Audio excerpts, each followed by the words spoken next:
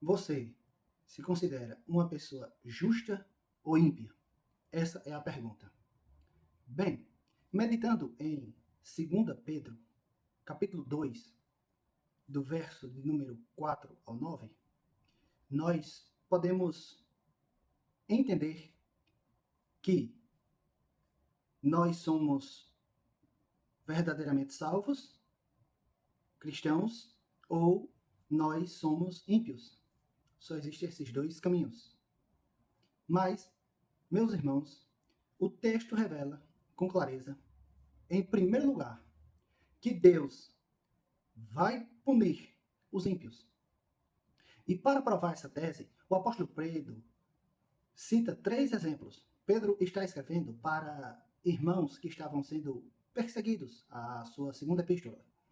E ele cita 3 exemplos de que Deus vai punir todos os que são ímpios. E ele usa 3 exemplos. O primeiro é a queda dos anjos.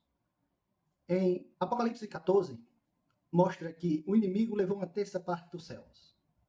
Porém, Deus não deixou passar impune esse pecado. E puniu eternamente e punirá o inimigo e todos aqueles que passaram de anjos para demônios. O segundo exemplo que Pedro cita é que Deus não poupou a geração de Noé. Veja que Noé, segundo o texto de Gênesis, capítulo 6, verso 3, e 2 Pedro aqui, nós depreendemos que ele passou 120 anos pregando, pois era pregoeiro da justiça, e construindo a arca. E sua geração inteira tapou os ouvidos para o fato de que ele estava pregando e anunciando o juízo. O que aconteceu? Deus não deixou passar impune aquela geração. Esse é o segundo exemplo de que Deus não deixa o pecado passar desapercebido. O terceiro exemplo, é claro, é Ló. Deus puniu Sodoma e Gomorra pelos seus pecados. Nós podemos ver os pecados de Sodoma e Gomorra em Ezequiel e em Gênesis, pois eles cometiam toda sorte de pecados. Até o fato de que aquilo subiu aos céus e Deus deu um basta, livrando ali Ló, mas punindo as cidades de Sodoma e Gomorra. Diante disso, fica claro para nós termos cuidado com o pecado, pois o Senhor não deixa passar impune o pecado. Ele pune, pois Deus é justiça. Não há quem possa se esconder das mãos, dos olhos e da justiça de Deus. Diante disso, não só existe punição, mas existe livramento. O apóstolo Pedro, escrevendo aqui na sua segunda epístola, do capítulo 2, verso 4 ao 9, ele vai dizer, olha, Deus é justo e sabe livrar aqueles que são justos para não serem atingidos diante de sua punição. E o primeiro exemplo que ele usa é Noé. Noé foi poupado diante de uma geração inteira, pois ele vivia de forma justa.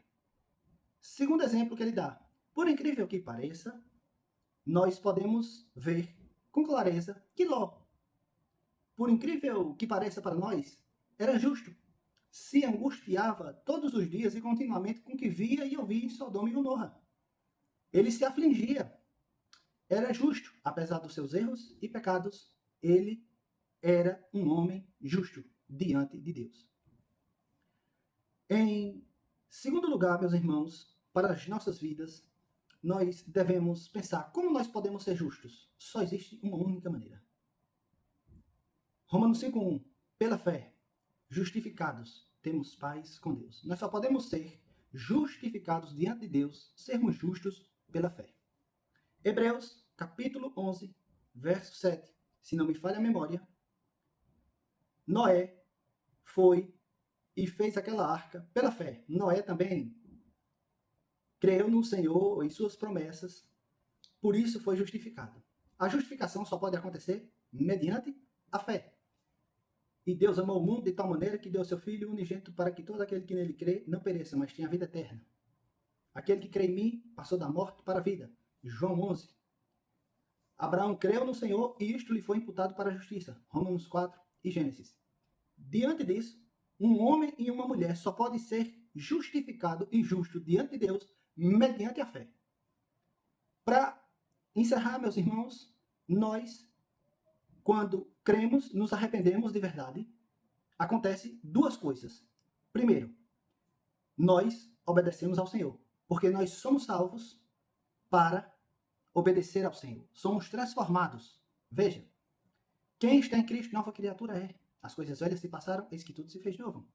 Efésios 2, do verso 8 ao 10. Pela graça sois salvos, mediante a fé, isto não vem de vós, é dom de Deus, não vem das obras, para que ninguém se glorie, mas somos feitura sua, criados em Cristo Jesus para as boas obras. Então, Noé fez o que fez, pregou 120 anos e construiu a arca durante esse período pela fé, porque a verdadeira fé nos leva à ação.